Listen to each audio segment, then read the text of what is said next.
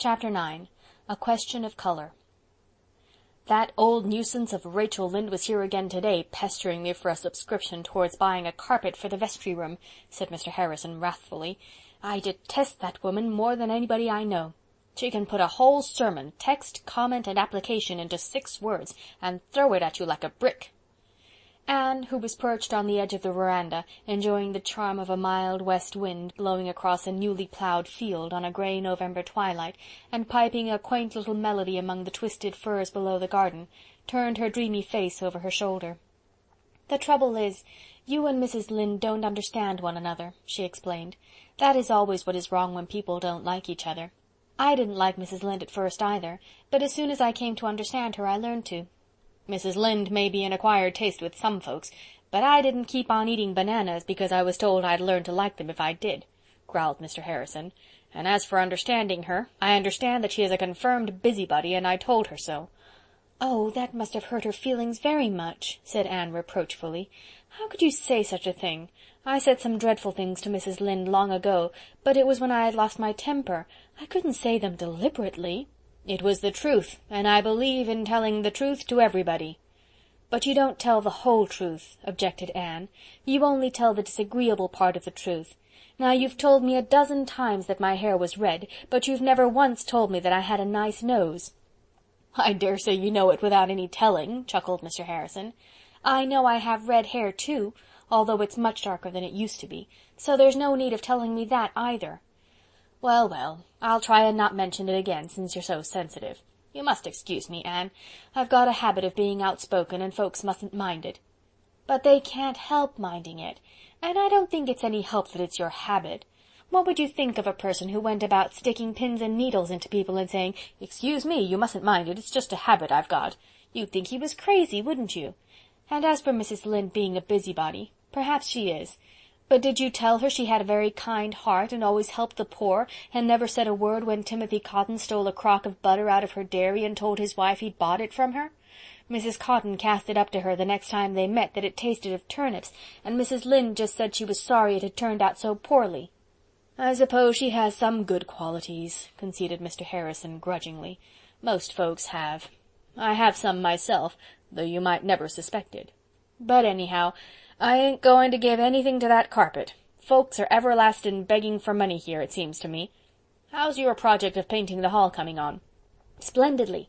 We had a meeting of the Avis last Friday night, and found that we had plenty of money subscribed to paint the hall and shingle the roof too. Most people gave very liberally, Mr. Harrison." Anne was a sweet-souled lass, but she could instill some venom into innocent italics when occasion required. "What color are you going to have it?" "We have decided on a very pretty green. The roof will be dark red, of course. Mr. Roger Pye is going to get the paint in town today." "Who's got the job?" "Mr. Joshua Pye of Carmody. He has nearly finished the shingling.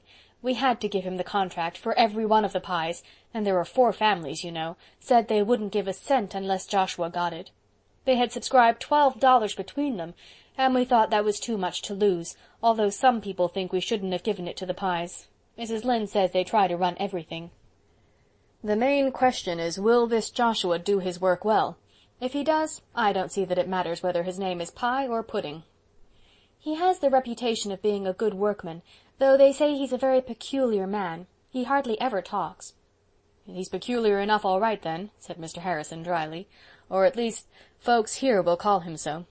I never was much of a talker till I came to Avonlea, and then I had to begin in self-defense or Mrs. Lynde would have said I was dumb and started a subscription to have me taught sign language. You're not going yet, Anne?" "I must. I have some sewing to do for Dora this evening. Besides, Davy is probably breaking Marilla's heart with some new mischief by this time. This morning the first thing he said was, 'Where does the dart go, Anne? I want to know.' I told him it went round to the other side of the world, but after breakfast he declared it didn't, that it went down the well. Marilla says she caught him hanging over the well box 4 times today trying to reach down to the dart." "He's a limb," declared Mr. Harrison. "He came over here yesterday and pulled 6 feathers out of Ginger's tail before I could get in from the barn. The poor bird has been moping ever since. Those children must be a sight of trouble to you folks." "Everything that's worth having is some trouble," said Anne, secretly resolving to forgive Davy's next offense, whatever it might be, since he had avenged her on Ginger. Mr. Roger Pye brought the hall paint home that night, and Mr. Joshua Pye, a surly, taciturn man, began painting the next day. He was not disturbed in his task. The hall was situated on what was called the lower road. In late autumn this road was always muddy and wet, and people going to Carmody travelled by the longer upper road. The hall was so closely surrounded by fir woods that it was invisible unless you were near it. Mr. Joshua Pye painted away in the solitude and independence that were so dear to his unsociable heart. Friday afternoon he finished his job and went home to Carmody. Soon after his departure Mrs. Rachel Lynde drove by, having braved the mud of the lower road out of curiosity to see what the hall looked like in its new coat of paint. When she rounded the spruce curve, she saw. The sight affected Mrs. Lynde oddly. She dropped the reins, held up her hands, and said, "Gracious Providence!" She stared as if she could not believe her eyes. Then she laughed almost hysterically. "There must be some mistake, there must. I knew those Pyes would make a mess of things." Mrs. Lynde drove home, meeting several people on the road and stopping to tell them about the hall. The news flew like wildfire. Gilbert Blythe, poring over a textbook at home, heard it from his father's hired boy at sunset, and rushed breathlessly to Green Gables, joined on the way by Fred Wright. They found Diana Barry, Jane Andrews, and Anne Shirley, despair personified, at the yard gate of Green Gables, under the big, leafless willows. "It isn't true, surely, Anne?" exclaimed Gilbert. "It is true," answered Anne, looking like the muse of tragedy. "Mrs. Lynde called on her way from Carmody to tell me. Oh, it is simply dreadful! What is the use of trying to improve anything?" "What is dreadful?" asked Oliver Sloane, arriving at this moment with a bandbox he had brought from town for Marilla. "Haven't you heard?" said Jane wrathfully. "Well, it's simply this. Joshua Pye has gone and painted the hall blue instead of green, a deep, brilliant blue, the shade they use for painting carts and wheelbarrows. And Mrs. Lynde says it is the most hideous color for a building, especially when combined with a red roof, that she ever saw or imagined. You could simply have knocked me down with a feather when I heard it. It's heartbreaking, after all the trouble we've had." "How on earth could such a mistake have happened?" wailed Diana. The blame of this unmerciful disaster was eventually narrowed down to the Pyes. The improvers had decided to use Morton Harris paints, and the Morton Harris paint cans were numbered according to a color card. A purchaser chose his shade on the card, and ordered by the accompanying number. Number 147 was the shade of green desired, and when Mr. Roger Pye sent word to the improvers by his son, John Andrew, that he was going to town and would get their paint for them, the improvers told John Andrew to tell his father to get 147. John Andrew always averred that he did so, but Mr. Roger Pye as staunchly declared that John Andrew told him 157, and there the matter stands to this day. That night there was blank dismay in every Avonlea house where an improver lived. The gloom at Green Gables was so intense that it quenched even Davy. Anne wept and would not be comforted. "I must cry, even if I am almost 17, Marilla," she sobbed.